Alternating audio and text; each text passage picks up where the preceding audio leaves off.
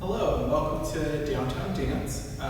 We're starting a new series up here, and it's been really kind of interesting trying to find good ways to get across useful tips towards dance when we're in a really hard place. We're not able to dance with each other. Most of what I love most about dance is getting to experience it with other people and to just have these great exchanges of creativity and energy between two people.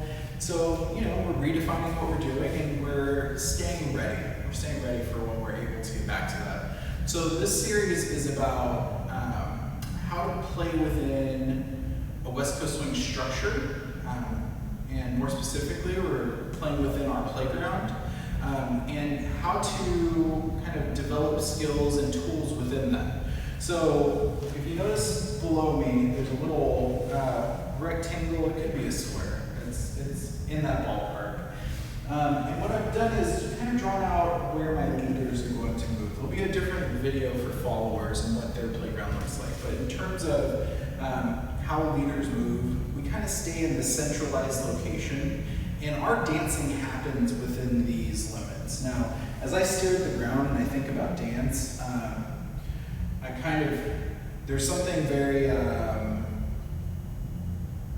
restrictive about this. But, as you watch people dance West Coast swing, it's so much bigger and more open than this would be. But what this does is it symbolizes our primary responsibility and our primary way to move within the structure of West Coast swing.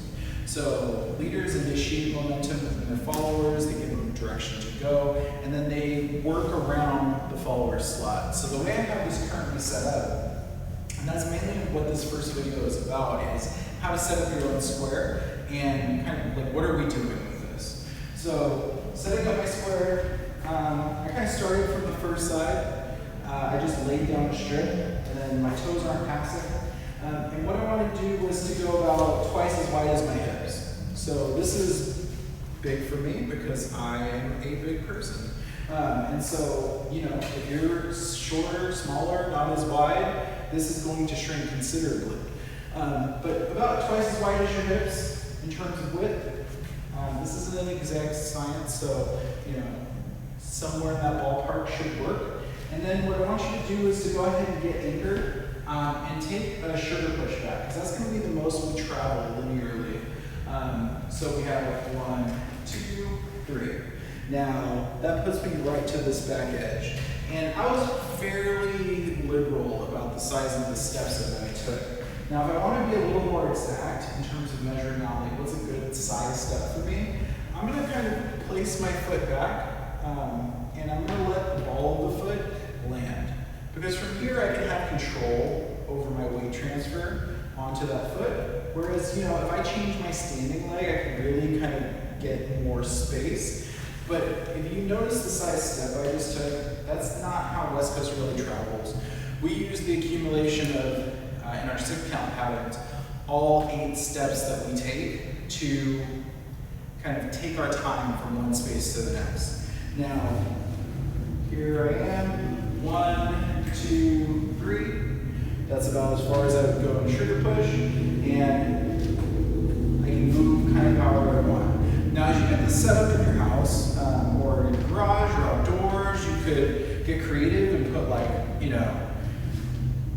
2 shoes you're not wearing, and then a water bottle, and let's say some hand sanitizer, because that's the world we live in. And you can just kind of set that and set your parameters. But our goal is to get really robust in our ability to dance and move ourselves within our given structure.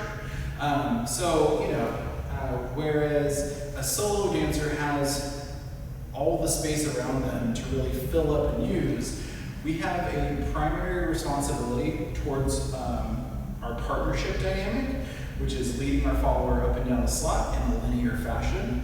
And then we adapt a lot of things and kind of bend rules and tweak rules based on other things that we try to achieve. But this is the primary responsibility that we have, is how do we dance a full, complete, creative, interesting, beautiful, technical dance within this playground. So, what I want you to just do is to get comfortable moving with your basics, getting comfortable kind of just moving around within the space, really marking through like how would I dance if I was actually like connected to and holding on to a follow. One side note that I would love to mention is that the distance traveled in a sugar push is asymmetrical because at least there's 2 steps back, 3 and 1 step forward. The way that I laid this out to make sure you have lots of space was 3 steps back. So we had 1, 2, 3, and we're not going to change up how we move or how we step to accommodate the fact that we're moving forward. We just want to initiate our followers' momentum and then post here so that we can create the anchor, create that beautiful sense of stretch that creates that unique momentum dynamic in West Coast swing. So just getting comfortable, mixing all your different basics together. Now, this is where we're starting from. There's going to be lots of other drills that are based off of this playground and this spacing. So if I were to say, I want you to work on like moving through your body more. Well, if I just move through my body more, there's no definition to what I just did. And it doesn't necessarily translate one-to-one into our West Coast swing. There's lots of tools that we use to adapt ideas and concepts like that. But if I want to really like move through my actual body more, I'm going to be working off of diagonals. I'm going to be working within the space. I'm going to be really kind of working to stay within a tighter parameter because I can't throw away the fact that I have a responsibility towards the partnership of the dance. So get comfortable moving in all the different ways that you're capable of. The next video in this series is about precision, how to use this playground to be very precise.